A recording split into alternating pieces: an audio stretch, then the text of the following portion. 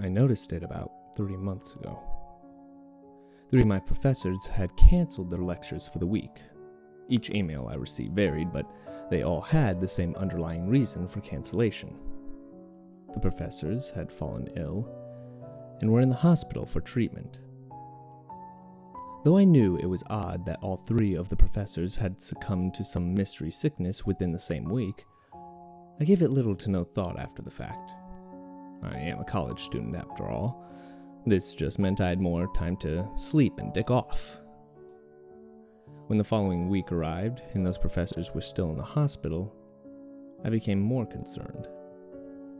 When word got around that more people had caught this mystery bug, my concern shifted to alarm. There were professors and students all over campus who were now hospitalized. No one knew what sickness had befallen them, just that they were gone. Apparently, there were a few people who tried to go to the hospitals to visit, and they were turned away. Rumors of quarantine were thrown around campus. The students and faculty that remained tried to continue on with this semester. They wanted to keep things as normal as possible. Their efforts were valiant, but still in vain. In the coming weeks, as more people were quarantined, hysteria seemed to rise. Some of the students refused to leave their dorms. They were too afraid of the risk. Others left, heading back to their hometowns. Still, there were others who chose to treat the situation as an excuse to party. And I will not lie to you, I was one of the latter. I'm originally from a smaller farming town. I knew very little of the people on campus, and it seemed to be a great way of keeping the current events out of mind. Each night I would go from party to party, drinking myself into a stupor. I would wake up in the morning full of regret, but not regretting it enough to stop. I began to notice that more and more people were wearing surgical masks at these events. There was also an obscene amount of hand sanitizer being used. People were doing their best to keep the illness at bay. Despite the effort, less people were showing up as time passed. It became harder, even with all the alcohol in my system, to minimize how surreal and terrifying the situation had become. At the last party I attended, I spent some time questioning the stragglers that had shown up. I asked whether anyone had any contact with any of the people placed in quarantine, but no one had seen or heard from any of them. I questioned whether anyone had heard anything about the sickness, but they were still keeping a tight lip about it all. Eventually, a rather intoxicated individual who had been slumped in the corner began to loudly address my line of questions. They can't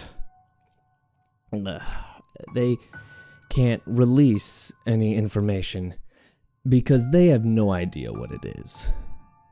They've been researching it since the first case showed up, and they can't figure out what causes it or how it spreads. He took a long swig from the murky brown bottle he held in his hand. Both hospitals filled up already, so they started taking the sick out to that old abandoned building near the country. He finished his drink and stood on shaky legs, stumbling over to the counter to rifle through what was left. More than half this fucking town is either quarantined in the hospitals, and that building, or lying dead in their houses. No use trying to visit anyone anymore. You wouldn't like what you found if you tried. He held a half-finished bottle of vodka up victoriously before stumbling back to the corner he had left. And he fell, face slamming into the wall as he reached his spot. He seemed rather unaffected by it as he rolled into position and took a long, hard swig from his new drink. Blood was trailing down his nose as he did. Everyone else had gone silent. A mass of forlorn faces surrounded me. I was drunk, and a feeling of aggression overcame me. I was pissed at this guy for trying to bring everyone down. I thought he was talking out of his ass. If they aren't telling anyone anything and they turn everyone away, how in the hell would you know anything about it? I was an intern for one of the hospitals, you little bag of shit, he spat at me. One of the few idiots willing to volunteer my time. I was sent to the quarantine building, along with the other volunteers when the hospitals filled up. He stared at the wall, lost in thought for a moment before scrunching his face up in anguish. I thought I would be able to help those poor fuckers. I didn't realize that we'd been sent there to babysit them until they died. Bullshit. I was furious with him at this point. Every fiber of my being wanted to launch myself across the room and knock him out. The people who sat around me were crying softly to themselves now. You're a drunken idiot. I don't know if you get your rocks off trying to scare people, but you need to shut the fuck up. He chugged what was left of the vodka and leaned his head back into the corner. A hint of a smile played at his lips.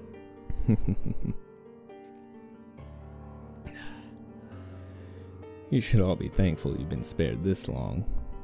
He was drifting in and out of consciousness as he spoke. Oh, whatever this disease is, it's eating away at people. Leaves them rotten. His eyes jerked open after he laid there a moment. Plenty of ways to find out if I'm a liar. The military is guarding the building now. I got out before they showed up. No one leaves anymore. Not without... The liquor finally won, and he passed out, snoring loudly. I left after he passed out. I was still fuming about what he had said. Looking back, I think I was more scared than anything, but in my own intoxicated state, that fear was expressed as anger. Whatever it was, I decided then to do a little investigation. I had a car that I rarely used parked in a lot near my dorm. My roommate, Jarrett, usually did the shopping for the two of us, and my parents had bought me a meal ticket before the semester started. I still kept my keys with me wherever I went, despite the lack of necessity. In my angry, drunken state, I made my way to my car.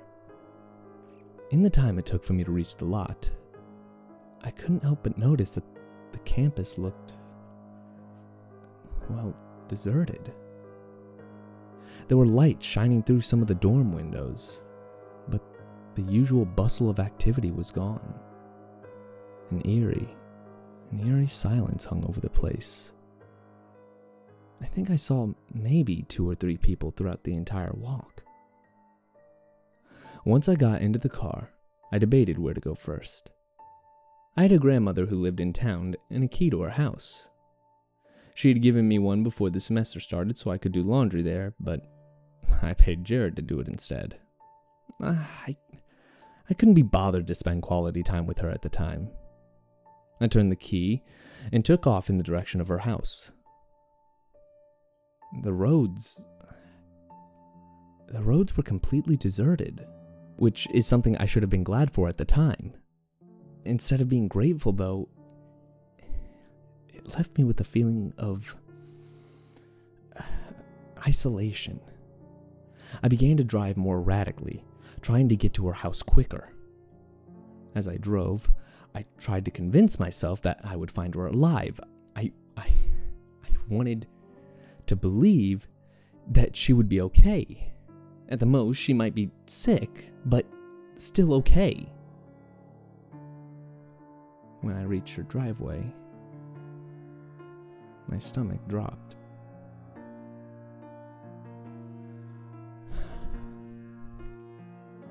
All of the lights were out, and her yard was completely overgrown. Her mailbox was overflowing, and newspapers littered the porch. My legs were shaking as I exited my car. making my way up the porch steps. It felt like time slowed down as I swung the door open.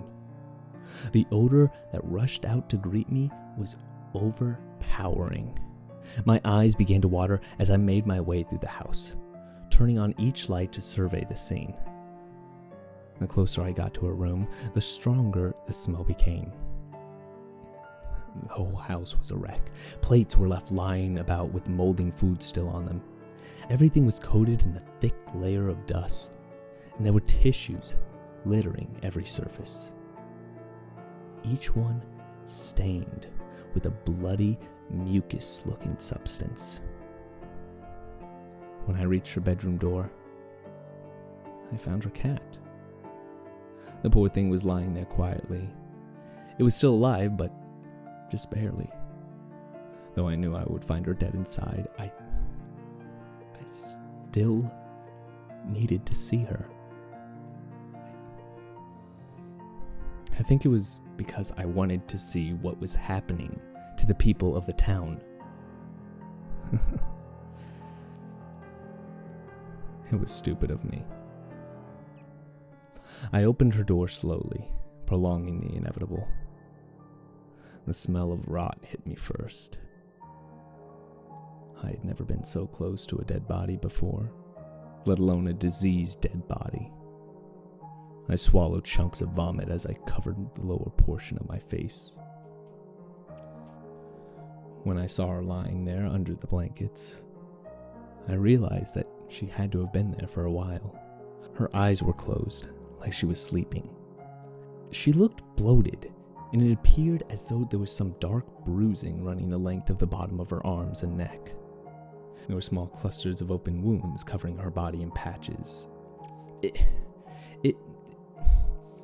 It looked like her pores had opened up in little honeycombed style clusters.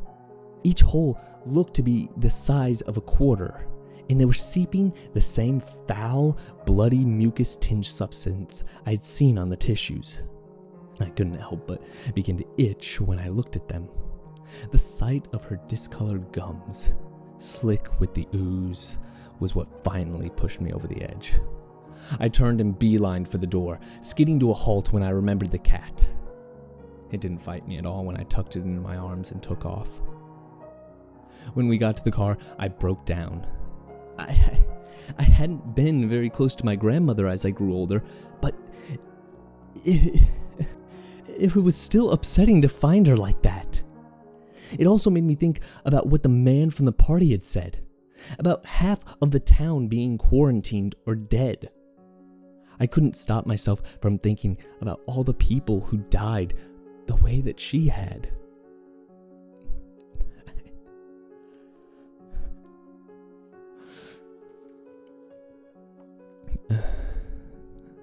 I don't know how long it took, but eventually I turned on the car and threw us in reverse. I thought I was going to be able to leave town.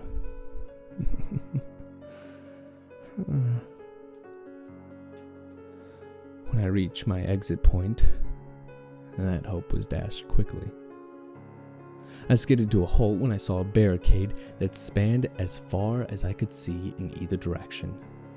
There were people patrolling in hazmat suits with some extremely intimidating firearms.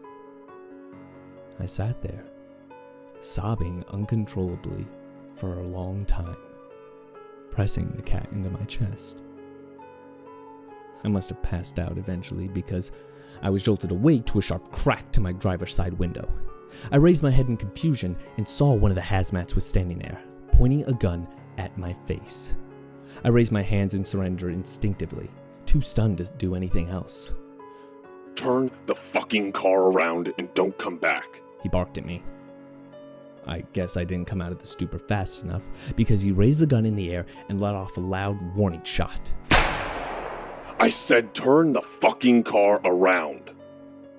I shook my head violently in agreement and threw the car in reverse for the second time that night.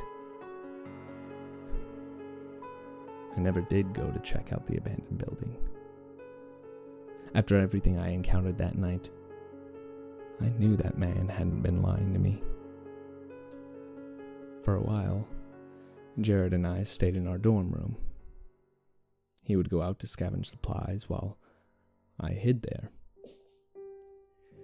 He hadn't had to experience what the disease was like firsthand, and he'd always been willing to go the extra mile. He eventually got sick though, just like everyone else. He deteriorated within the week, and I found him one morning, the same honeycomb-style clusters covering his body. I didn't have access to a shovel, so I just put him in the hallway and covered him with a blanket. Now, it's just me and the kitty, who I have unimaginatively dubbed Kitty.